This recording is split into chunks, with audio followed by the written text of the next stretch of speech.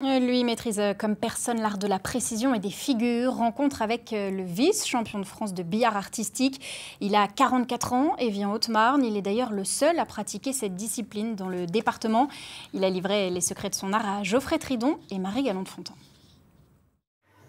Concentration, exigence, maîtrise et précision, c'est le minimum pour jouer au billard. Mais Benoît Clément élève encore le niveau. Il en a fait de l'art. Le billard artistique sont des figures imposées. Il y en a 98, avec chacune un coefficient qui va de 5 à 10. On a 3 essais pour réaliser la figure. Il faut les connaître par cœur.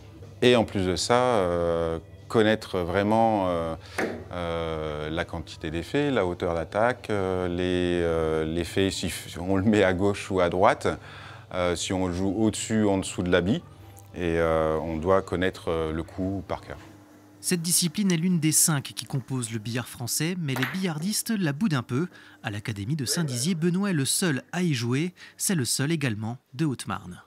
Répéter tout le temps les mêmes figures, je pense que ça freine un petit peu certaines personnes. J'ai surtout aimé le billard artistique parce que c'était très visuel. On voit les billes bouger, faire des virgules, faire des courbes et des choses qu'on ne voit pas habituellement dans d'autres disciplines du billard. 8 heures d'entraînement chaque semaine. Ces efforts l'ont conduit au dernier championnat du monde à Ankara en juin dernier. Le vice-champion de France finit 13e. Les objectifs, il faut toujours s'en donner, mais on n'a pas des objectifs comme pour des championnats du monde. C'est pas à court terme, c'est à long terme. Il faut s'entraîner et arriver à atteindre un bon niveau français qui est déjà, comme en France, on a un très bon niveau au billard artistique. Il a fallu se batailler un petit peu pour arriver à cette place.